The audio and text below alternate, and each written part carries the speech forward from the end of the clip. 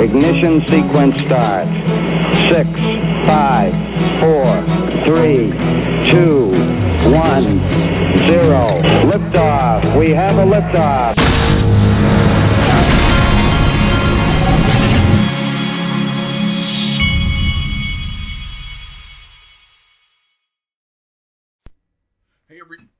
Hey everybody, this is the Digital Asset Investor, and we have had some what I would call pullbackage over the last, say, 24 hours, but it looks like things are kind of turning back up. You got Bitcoin holding pretty stable. XRP got down to 51 or so cents from what I saw. And myself, I just bought dips this morning. I plopped down some moolah when I saw the prices had come down. And look, all these pullbacks in this, these are buying opportunities because the floodgates are opening, and that does not mean you're not going to have pullbacks. The pullbacks, you got to look at them through the right prism. They're opportunities at this point. There is no more. I mean, if you only knew what we had been through over the last 2 years, what's going on right now with pullbacks, there is no fear left at this point in this market because now you can see very clearly who all is coming in. We didn't have any of that over the last 2 years. We had fear that was intentional, trying to scare us out of this stuff.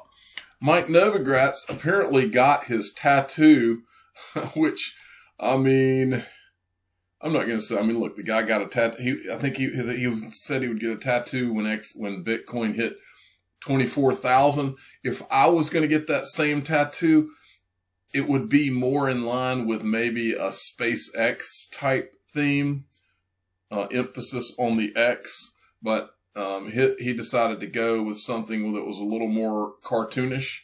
Not for me, but it's okay for him.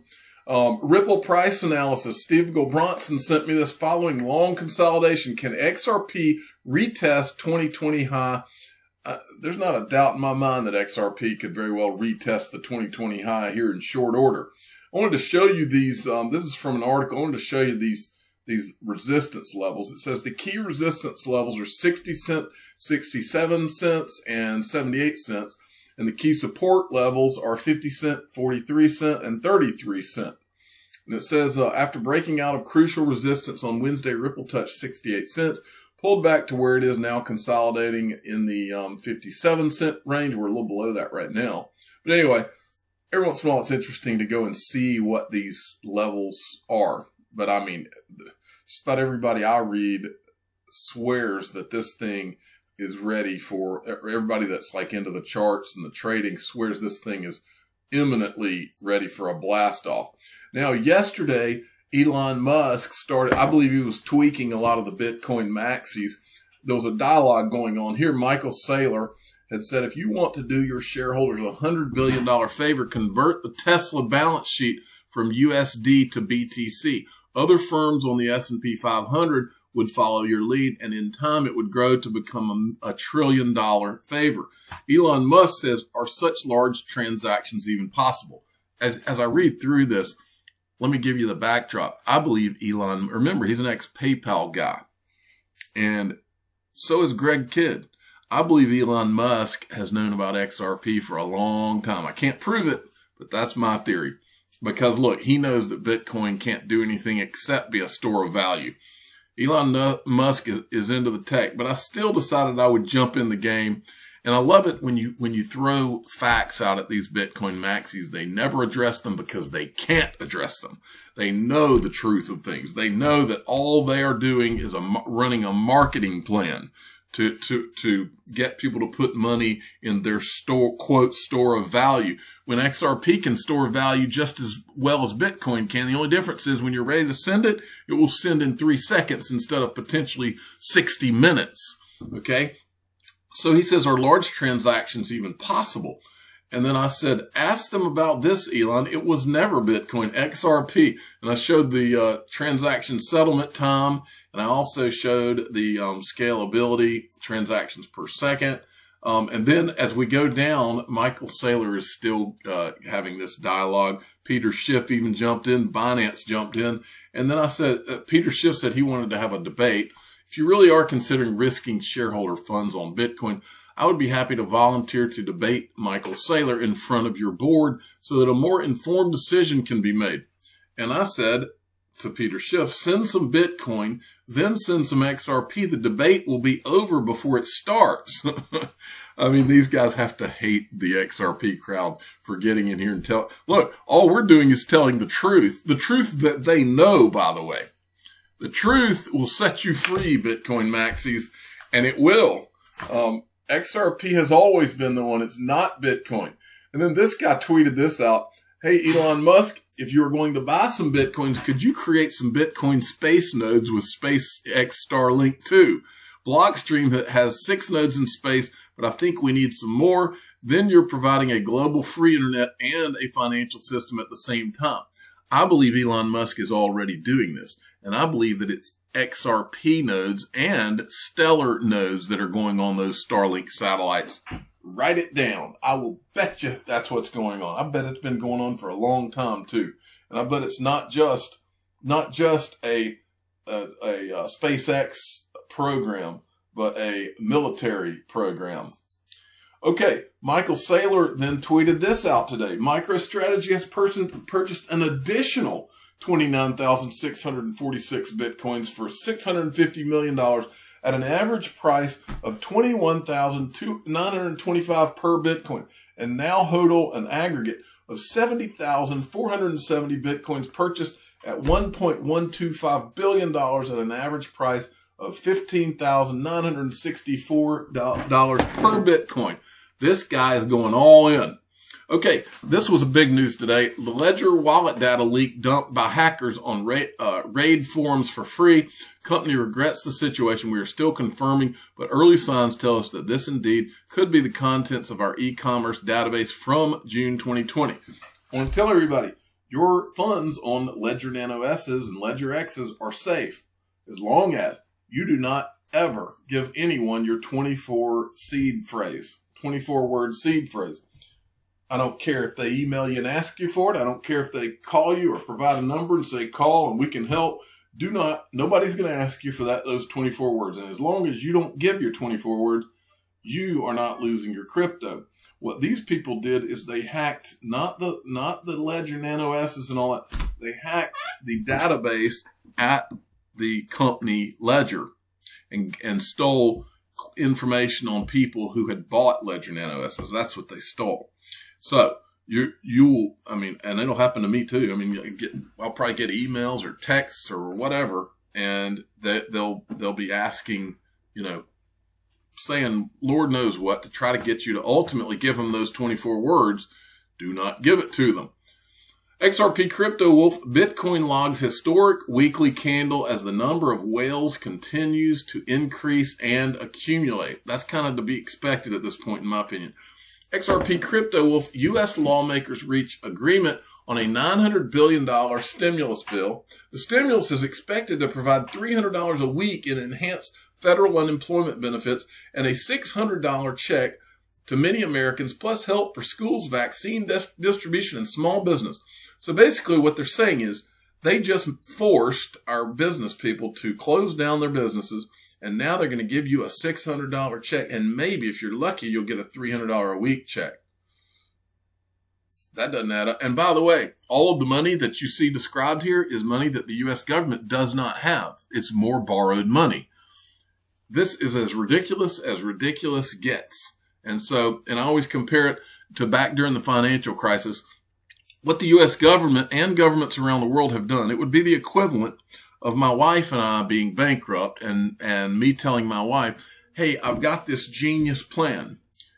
We're bankrupt, but we're really not bankrupt because I have these 5 credit cards over here, and we're just going to run these credit cards up to the limit of the credit cards, and everything's fine. That is all that these governments have done, and that's all they continue to do. And the reason they do is because they can't do anything else. That's why you want to buy digital assets, including Bitcoin, XRP, the ones that are XLM, the ones that are in limited amount. And by the way, Stellar, I was talking to somebody the other day that did not realize Stellar XLM used to have an inflation rate where they would actually increase the number of XLM that there were going to be, but they got rid of the inflation rate. There used to be 100 billion Stellar and they would increase over time in number. but they changed that. They cut the supply in half to 50 billion, and they got rid of the inflation. And so now XLM is more similar to XRP in that there's a limited amount, and it's not going to increase. So, and there was a guy that I knew that had a misunderstanding about that. And so I figured if he had that misunderstanding, that many of you might too. XRP Bart sent me this. Stock to flow analysts say Bitcoin's trajectory toward 100,000 is more real than ever. We say 100,000 is a very conservative estimate. However, a word of caution, market looks a bit overbought. Okay, that's just market talk. I want to focus in on that. Stock to flow. Stock to flow ratio for a commodity is defined as its years of inventory relative to annual supply. Since inventories of consumable commodities are as a rule very low, prices will rise quickly in anticipation of a future supply shortage and bring consumption into balance with production. Okay, and then there was this video on, and there's a few things that are covered in this video, and I'll stop it and bring them to your mind, as he says, and this was on CNBC. Much have you looked into have you read an entire treatise on Bitcoin or the Bitcoin standard? Have you done anything like that? Have you done any background on distributed ledgers and blockchain? Many. And I was, okay.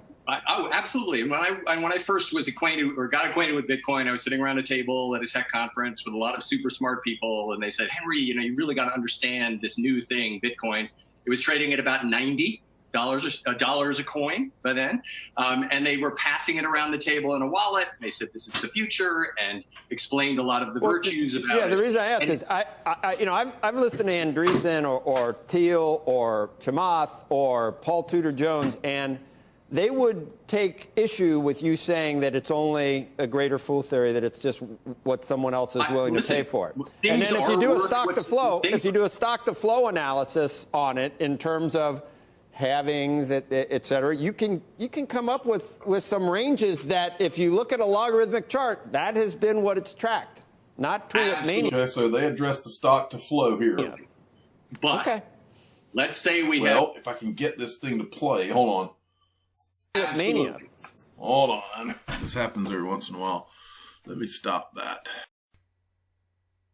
Okay, I'm fighting the technology this morning, but that's just part of what I deal with. So here we go, stock to flows again.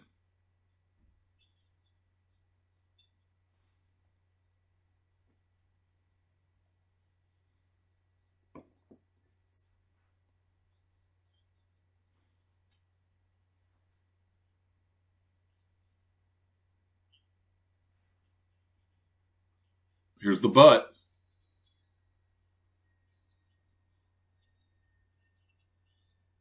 Here it is.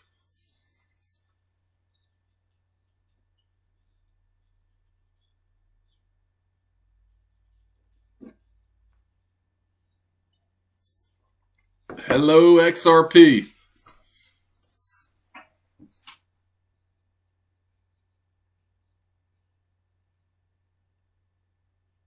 And he just summarized the Bitcoin Maxi's greatest fear on the planet Earth. What happens when the common sense minded people of the world do what you and I as XRP holders have done? And what happens when the rest of the world says, wait a minute, so here I've got this Bitcoin that you guys have been telling me is a store of value, and the only thing that makes it this, quote, store of value is that it's scarce. There's only 21 million. Well, over here, I've got XRP. It's got 100 billion, so it's got a limited amount, just like Bitcoin, and it's all relative. So in other words, you can have $100,000 worth of Bitcoin or $100,000 worth of XRP. It's the same thing. The difference is XRP will go up at a much rapid rate. But the main difference is what he just said. What happens when all those people who've been sold on this idea of Bitcoin say, wait a minute, XRP's got the same scarcity, but it's actually about to be used by the financial system. This has much more about what happens when they find out, hey, it's like 1,000 times faster and 1,000 times more scalable. Why would I own Bitcoin if I could own that? That doesn't make any sense. That realization is the Bitcoin Maxi's worst nightmare, and that's why I'm here to always remind them, because we're right, they're wrong. I'm happy for Bitcoin to Just like Brad Garlinghouse says, I think Bitcoin's going to go up and do well. But it's not XRP and never will be. Okay? So, I guess I go in the column of bullish, maybe for the midterm, short to midterm. Michael Arrington says, if Bitcoin, and this is so true, if Bitcoin and other crypto coins do what we think they will, there's a very real concern that there will be no safe hard asset to cash into afterwards. Certainly not dollars. Gold will still correlate, however. Now, here's my thoughts on this. I believe that one great place to cash out your XRP or Bitcoin, some of these things, one of the places that I will be cashing out will be paid for real estate, because they're not making any more land. I mean, they're not. So paid for real estate will be one of the safe places to me. That'll be one of the places that I go. Just my thoughts. Okay. RizXRP sent me this. Another bank, FV Bank, says it will offer custody and exchange services for Bitcoin, Ether, and more in the U.S. after receiving permission from Puerto Rico regulator. Then we've got this. Christopher Wood is one of the most well-known macro strategists on Wall Street. He's moving 5% of his gold allocation into Bitcoin. This is the first time in several years he's reduced his gold investment. And then XRP Big Time sent me this. These two guys from Swift speak to FinTech Futures about how the cooperative wants to collaborate with both banks and FinTechs to build the future of payments and securities. You think so? Yeah, you better believe they do. Okay, FUD Fit sent me this. This is interesting right here. Grayscale stopped buying Bitcoin and Ethereum. Can only buy XRP, XLM, and Zcash. Look, this is the product list. It's saying currently unavailable Grayscale Bitcoin Trust. Now, and then as you go through here, when you get down to Horizon, and then you got XRP, Stellar, Zcash, but then down here the guy says it needed time to confirm it, but got some people saying they're probably oversubscribed now. The queue to get in invest takes weeks now. Also, this is a common procedure that Grayscale pauses new deposits to prepare for the next window. So while people can't get into the Bitcoin thing and all that, and at some point it'll be XRP that people can't get into. How about them apples? Okay, and I wanted you all to watch. This is especially for you young people out there. I want you to watch this and watch it very closely. Online shopping you take for granted today, but back when at the dawn of the internet, I was there for it. At the dawn of the internet, these were the kind of questions. The same thing you're seeing right now with, will blockchain be a part of our lives? The same kind of talk was going on with, I'm going to play you a part of this. This is what was going on back when people just started trying to shop a little bit. And it started with Amazon selling only books.